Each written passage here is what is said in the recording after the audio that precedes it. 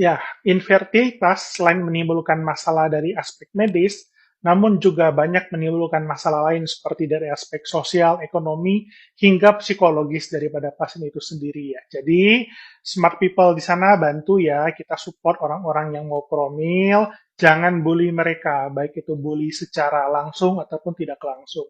Bully tidak langsung, contohnya jangan tanya-tanya, sudah punya anak belum, sudah hamil belum, padahal kita sudah tahu dia udah nikah lama dan belum ada kasih tahu apa-apa gitu loh. Jadi berhati-hati, kadang itu bisa melukai mereka. Jadi kita jaga perasaan mereka ya, kita dukung mereka. Oke, smart people, kita kembali lagi, kita akan nyambung pembicaraan kita yang kemarin mengenai infertilitas. Memang infertilitas ini gampang-gampang susah ya. Jadi di Indonesia datanya itu pernikahan dengan pasangan terutama jika perempuannya berusia 25 tahun, dalam 1 tahun pertama itu biasanya 85% itu bisa hamil. Sisanya kita perlu usaha tambahan. Dan kalau pasangan ini perempuannya udah di atas 35, maka tingkat keberhasilannya menurun cukup jauh. Dalam 1 tahun pertama itu tingkat keberhasilannya sekitar 60 sampai 70 saja. Setelah itu sisanya memerlukan bantuan ya. Jadi ini angka yang cukup besar ya. Jadi kenapa? Ya, kemarin saya sudah sempat jelaskan ada faktor dari laki-laki, dari faktor spermanya, dari perempuan mulai dari rahim, hormon, sel telur ya, indung telurnya. Nah, tapi saya sekarang mau menjelaskan mengenai faktor risiko dulu. Jadi ada faktor-faktor risiko yang bisa menyebabkan tingginya angka kejadian infertilitas ini. Yang pertama, alkohol ya, jelas. Alkohol itu bisa merusak kesehatan hingga ke sel-sel telur dan sel-sel sperma. Jadi alkohol jelas. Jangan diikuti lagi ya, jangan banyak-banyak lagi minumnya. Kalau bisa di stop ya. Nah, yang kedua, yang saya yakin banyak bapak-bapak protes, merokok. Merokok sudah jelas tidak ada bagus-bagusnya ya, baik itu untuk ibunya ataupun untuk suaminya. Jadi memang merokok saat belum hamil bisa merusak kesehatan sel sperma dan sel telur. Saat sedang hamil, dia bisa menyebabkan keguguran hingga menyebabkan masalah pada persalinan. Jadi memang merokok ini nggak ada bagus-bagusnya. Cuman saya bingung kenapa merokok ini tambah banyak dan sekarang juga memang banyak juga ibu-ibu yang sudah mulai merokok ya, padahal itu efeknya bisa permanen ya. Ya, saya tidak berharap rokok dilarang sih, cuma setidaknya janganlah merokok di depan orang-orang yang tidak merokok ya, walaupun di udara terbuka. Karena itu bisa mengganggu kesehatan ya, apalagi kalau ada anak-anak. Oke, kita kembali. Jadi intinya itu ya, merokok memang bisa merusak sperma dan sel telur.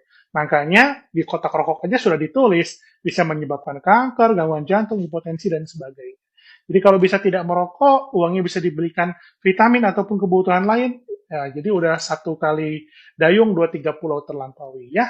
Faktor risiko yang ketiga adalah berat badan. Nah, memang berat badan, baik itu laki-laki ataupun perempuan, semakin obesitas dia sama akan merusak kesehatan sel telur dan sel sperma ya. Terutama untuk perempuan yang juga menderita PCOS ya. Jadi obesitas, gaya hidup sehat itu sangat harus diperhatikan ya. Usahakan penurunan berat badan. Kemudian yang keempat ada faktor ya olahraga ya, hubungannya tetap sama dengan gaya hidup sehat. Olahraga baik, jangan sampai tidak berolahraga, jangan juga berlebihan dalam berolahraga. Yaitu semua juga tidak bagus untuk fungsi kesehatan reproduksi ya.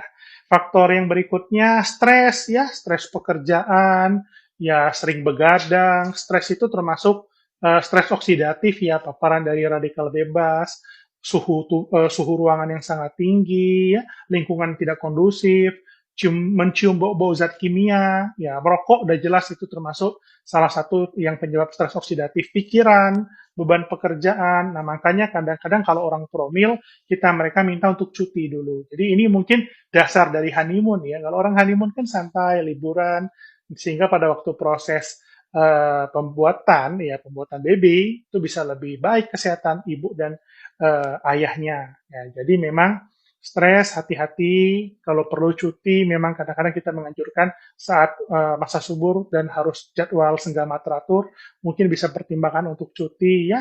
Kemudian penggunaan obat-obatan, ya jelas obat-obatan terlarang, ataupun jenis jamu-jamuan ya.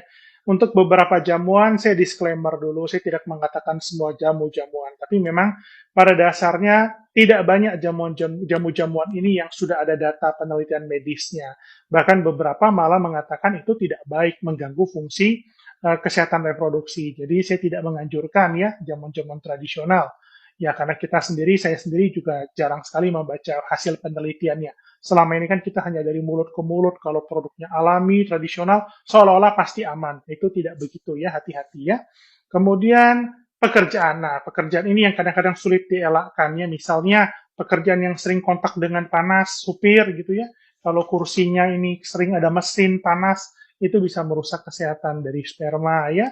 Pekerjaan yang misalnya terpapar dengan zat-zat kimia, misalnya untuk orang-orang yang kerja di pabrik ya, yang mungkin mengolah atau mengaduk sesuatu zat kimia, itu sangat hati-hati sekali. Itu bisa dari datanya memang pekerjaan seperti itu bisa menurunkan angka keberhasilan dari reproduksi ya, untuk kemungkinan untuk hamil ya atau fungsi fertilitasnya.